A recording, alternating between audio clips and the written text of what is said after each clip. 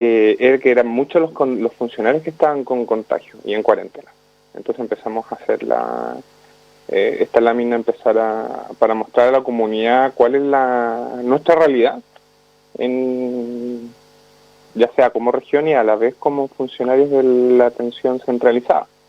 Entonces, del hospital son 75 los funcionarios que se encuentran, el Hospital Clínico Magallanes, que se encuentran con contagio.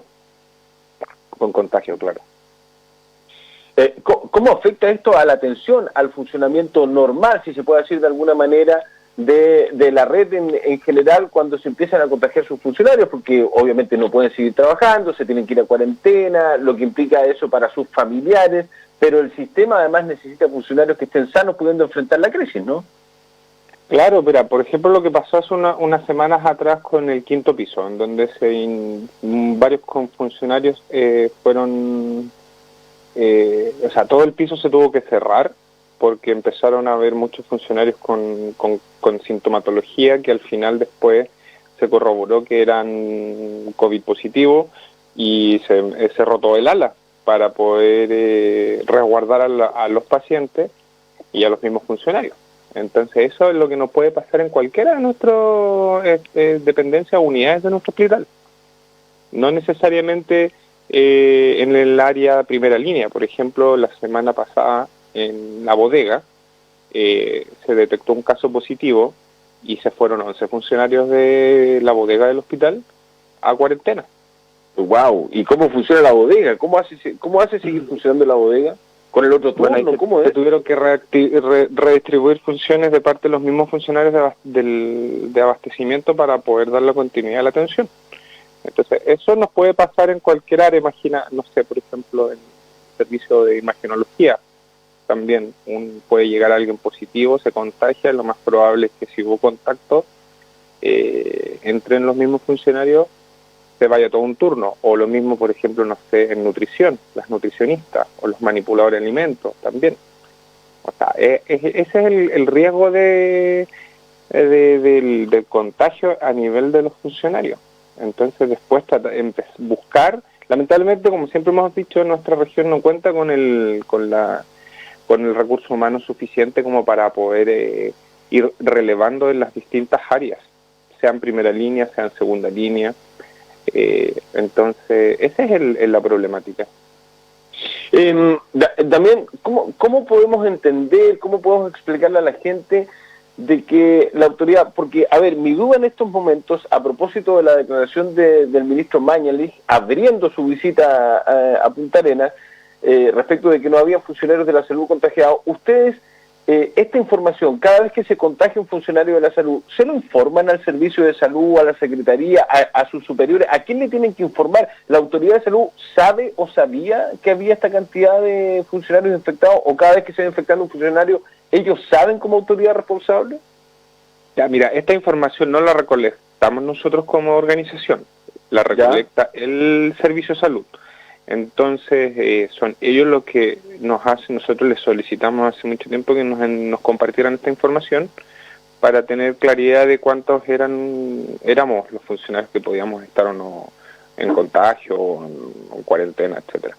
Entonces, lo que nos imaginamos es que no le llegó la información al ministro, porque esta información se lleva. De hecho, la persona que está encargada en el hospital nos dice, o sea, nosotros, el mismo hospital también lleva como somos autogestionados, paralelamente igual nos entrega la información a nosotros del hospital y al servicio. Y nos preguntaban, pero ¿cómo el ministro dice eso si nosotros elaboramos la estadística todos los días? Se envían. Esto se centraliza en la Seremi es la que notifica los casos positivos, la Seremi es la que después determina los contactos estrechos, los que se van a cuarentena, o sea, la autoridad está enterada. No sé si al ministro le habrá llegado la información. Ya, y siempre ha estado enterada, porque como me dices tú, hay una persona en el hospital que actualiza todos los días y envía a la Secretaría Ministerial de Salud cuántos funcionarios contagiados hay, cuántos en cuarentena, al revés. Al revés. La Secretaría Ministerial de Salud es la que se encarga de centralizar toda la información referente a los exámenes positivos y ellos informan.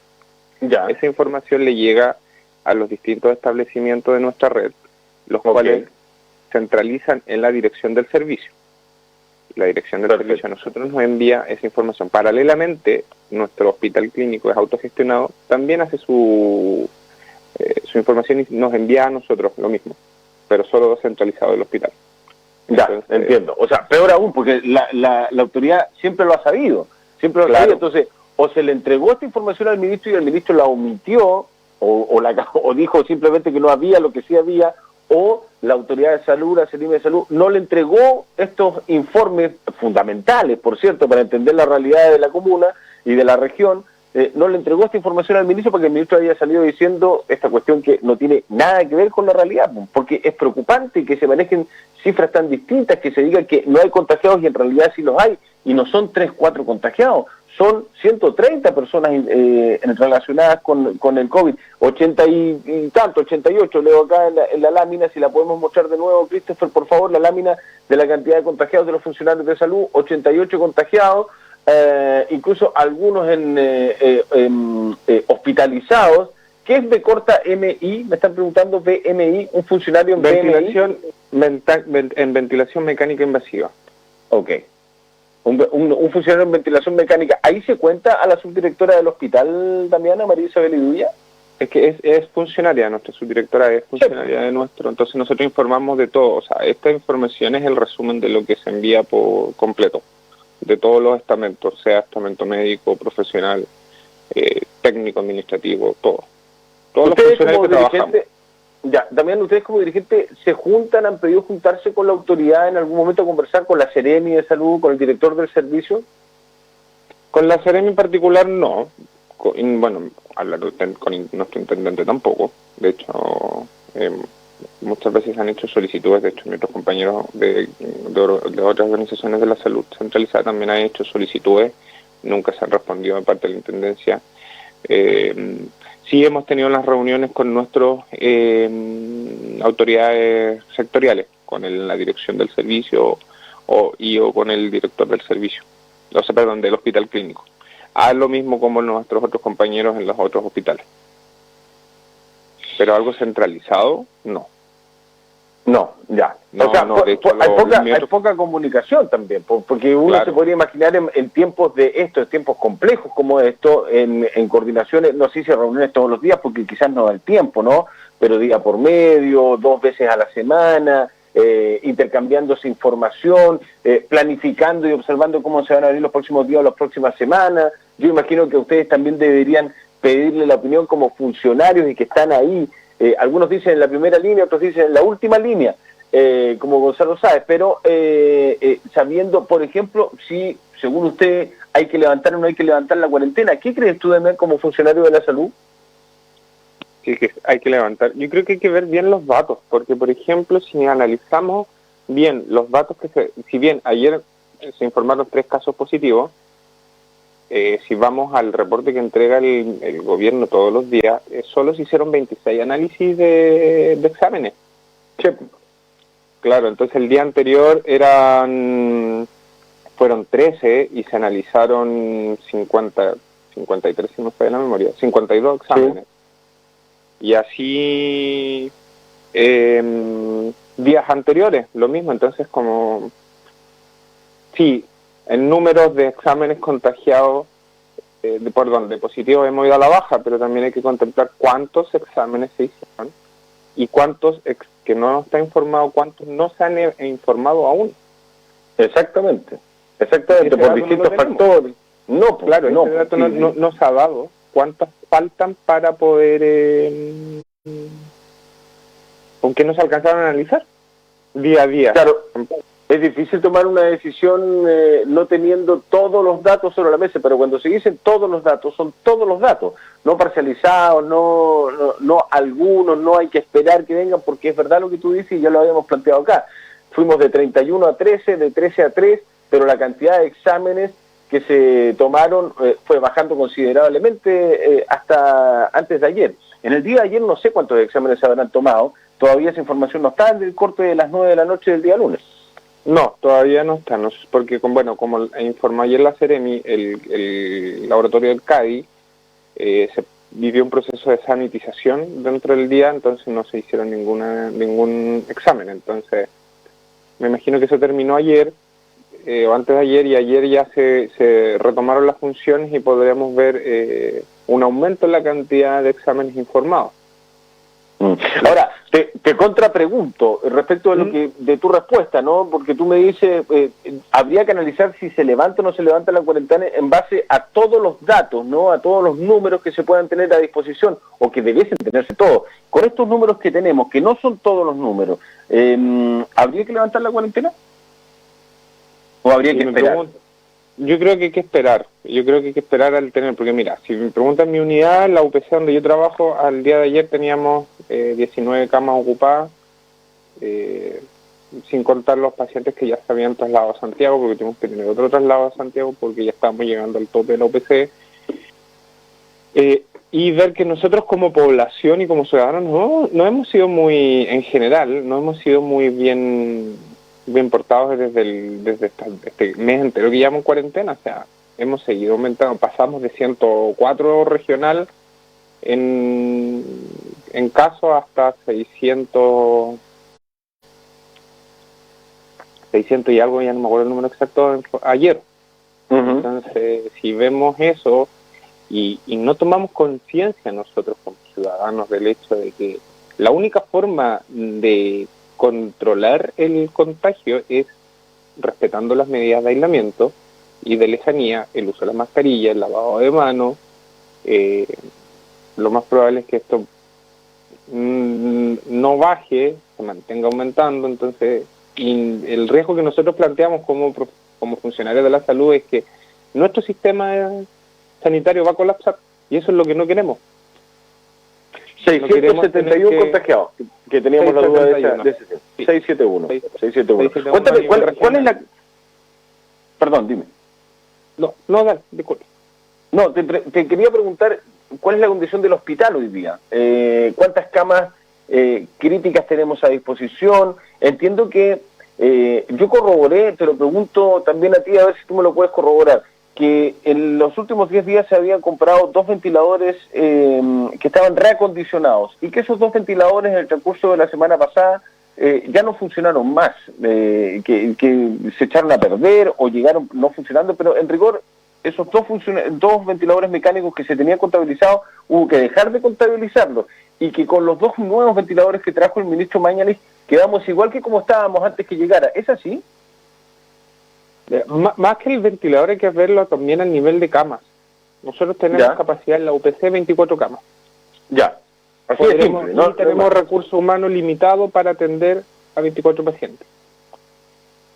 Se hizo una ampliación de camas con las máquinas de anestesia, en posanestesia, en donde se aumentó a 6. Creo que hay 5 operativas y hay una que está todavía en revisión. Esa es nuestra realidad para atender pacientes críticos. Podemos tener 100 ventiladores acá, pero si no tenemos el recurso humano para trabajar, va desde el médico, kinesiólogos, enfermeros, técnicos paramédicos, auxiliares, y toda la segunda línea que nos da soporte, porque acá yo creo que es importante también relevar las funciones que tienen mis compañeros que no están en atención directa de estos pacientes, como puede ser, no sé, por ejemplo, los nutricionistas, los asistentes sociales, los tecnólogos médicos, todos los profesionales que trabajan en la parte de abastecimiento, control de gestión. O sea, todo el aparataje del hospital somos un engranaje. O sea, si falla alguna de esas unidades, que son súper relevantes, porque, por ejemplo, si alguien de unidad de compra está fuera o no hay quien los reemplace, no nos pueden comprar los insumos que nosotros necesitamos, entonces no podemos atender. Entonces es como aprovechando la ventana de visibilizar el trabajo de ellos, agradecer yo como dirigente y a la parte como kinesiólogo que trabajo en la unidad de paciente crítico del hospital, agradecer todo el esfuerzo que hacen para que nosotros podamos darnos la atención y contando con todos los insumos, medicamentos, con los sistemas operativos de la parte computacional y etcétera, etcétera. Disculpa que me escape un poco el tema, pero creo que es importante mostrar y visibilizar el trabajo de ellos. Absolutamente, y qué bueno, y te agradezco que lo hagas, porque además hay mucha gente que no sabe cómo funciona todo el sistema. Uno piensa solamente en un cuadradito pensando que va a llegar al hospital y te van a subir a un piso determinado y te van a atender. Acá hay una cadena de funciones que si se echa a perder, se rompe, se pierde, no funciona uno de los eslabones, la cadena se corta, obviamente, y eso es fundamental, para que no colapse tampoco, que bien lo decías tú, esa es nuestra capacidad y no hay más. Y en términos de los insumos, ¿están bien de insumos? Porque en algún momento se habló mucho hace algunas semanas de que faltaban muchos insumos para que las herramientas para que pudiesen trabajar los funcionarios de la salud. ¿Eso ha ido mejorando con el correr de los días también? Se mantiene un control. Muchas veces nosotros hemos pedido que el control no sea tan estricto porque llega al punto de la restricción para el uso a los funcionarios de las medidas de protección. Pero bueno, nosotros en la reunión que obtuvimos el sábado pasado con el subsecretario, le solicitamos que para que nos asegure a nosotros como región la cadena de abastecimiento de todos los insumos y medicamentos que nosotros usamos, teniendo en consideración que ya estamos al puertas de invierno. Puede que se ponga a nevar, puede que... Ya sabemos lo que nos puede pasar, por neblina se puede cerrar el aeropuerto, no nos llegue en los suministros.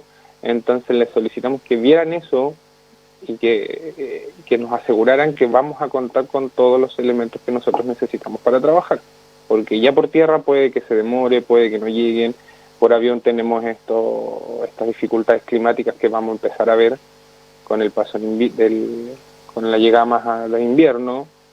Entonces sí existe, no contamos con holgura de todos los elementos de protección. Tenemos por lo menos en la parte que estamos con atención directa, no estamos, como te decía, no es holgura, siempre es limitado. Entonces, también ahí recalca la importancia de que no sigan aumentando los casos para que los pacientes no sigan agravándose y caigan en las unidades. Porque uno puede ser el hecho de que no contemos con las camas disponibles, y otro que como funcionarios no contemos con los elementos de protección personal para poder dar la atención, porque tampoco podemos arriesgar nuestra vida para atender si no contamos con las condiciones seguras para poder dar la atención. Bueno, y lo mismo mis compañeros que están en segunda línea, que también a ellos son los que más se les está restringiendo el uso de los distintos elementos de protección que nosotros hemos pedido, que tenemos que cuidarlo, por lo mismo que hablamos antes. O sea, se va uno, puede arrastrar una oficina completa, y todo lo que tiene que ver asociado también a que uno tiene un miedo para más los no clínicos con respecto a las posibilidades de contagio y de llevarlo a sus casas.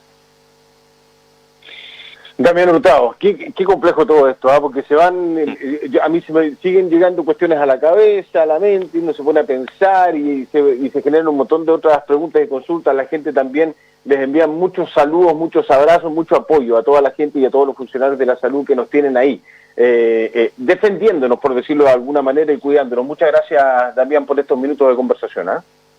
Muchas gracias, Mauricio, y bueno, saludos a todos.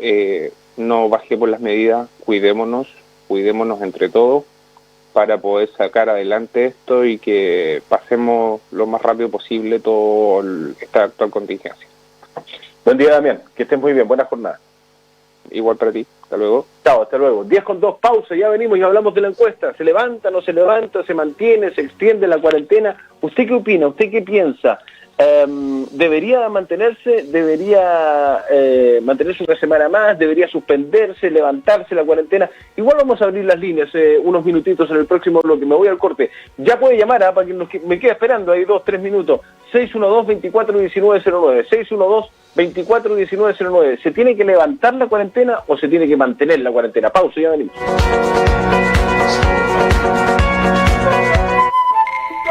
Hoy 28 de abril,